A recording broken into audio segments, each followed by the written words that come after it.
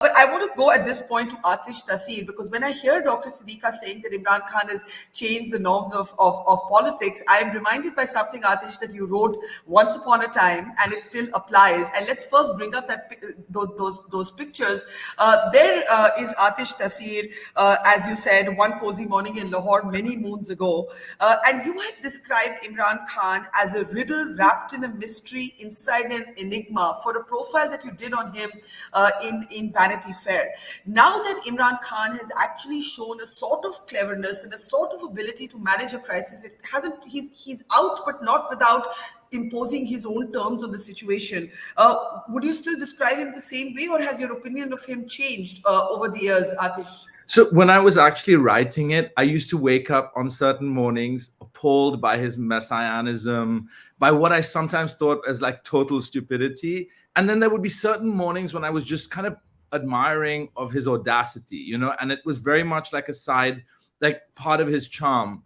And this morning I have to say, like, yeah, I went to sleep thinking, you know, I didn't like what he was doing, calling people into the street. I didn't like how, like, and then suddenly I woke up this morning, I thought, kind of well played, you know, and because in the end, like, it's not a foreign conspiracy. We are seeing a very old Pakistani situation play out, where a kind of, you know, when they talk about it being a politics of the appointed and the disappointed. Well, Imran Khan was appointed. He became too big for his boots, and he was really going to be ousted.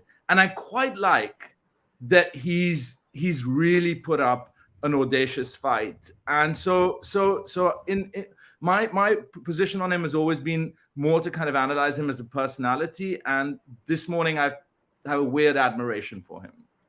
A weird admiration is an interesting way to put it. And, you know, he's someone who certainly divides opinion in Pakistan. And as Ambassador Raghavan said, this is perhaps the reason why he was a hybrid experiment, as it were. But Atish, would you still call him a riddle wrapped in a mystery inside an enigma? No, I was just using the Churchill quote for Stalin. I know. I didn't actually call him that in the piece. I do feel, I mean, there is this other side, which is a scary side, which is the messianism. You know, when it's mixed with, in this case, with an actual, a very, very strange and new reborn religious belief. There's an element almost of magic in the way that he thinks about his role in politics. There is a very destructive side to the kind of role he plays in politics. But, you know, the guy is like, he's unputdownable. And in a country where a lot of civilian leaders have been put down in terrible ways, it's quite nice to see that. I just wanted to say that, you know, when you look at Pakistan's history over a longer period, it's often the case that things that seem procedural have really become the vessel of forces that are completely outside procedure. We're not dealing with a long functioning constitutional democracy. We're not dealing with Westminster here. Like, there are big forces at play.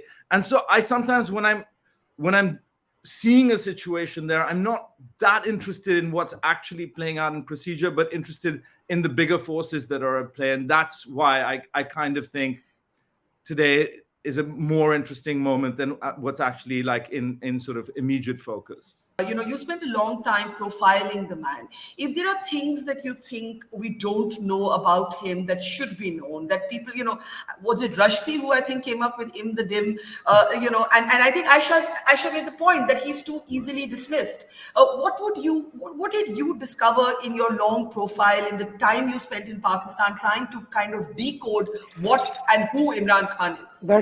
Well, it's very, very similar, very comparable to the people who say, like, Trump is a fool. Oh, why we hate Trump. Trump is a fool. Like, yes, if this person is dealing in the realm of ideas, it can be sometimes catastrophic. But when he is using this kind of weird reptilian intelligence that he has of reading a situation, of reading strategy, of reading a crowd, of, you know, and laying on the charm, he can be like utterly compelling. And I think we've seen that, and we're seeing it this morning playing out, you know, so that there's definitely that element. To me, again, like, I come back to the fact that you're right. Happy Mon had said about how he could be dangerous to the constitutional. For me, the most important thing is this is a religious state, and this man is too much of a messiah. And so I consider much more like cultural situations rather than political ones.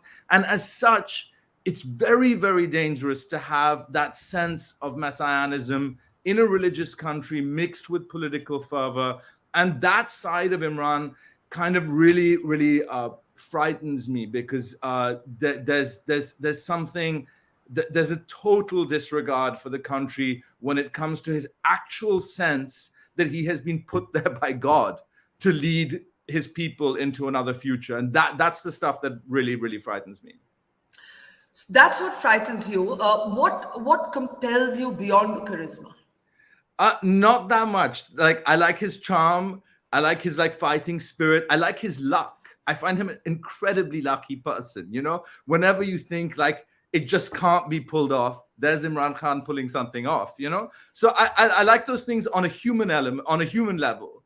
But no, I mean, when a kind of deeper analysis kicks in about what this man means, the aversion is stronger than the like.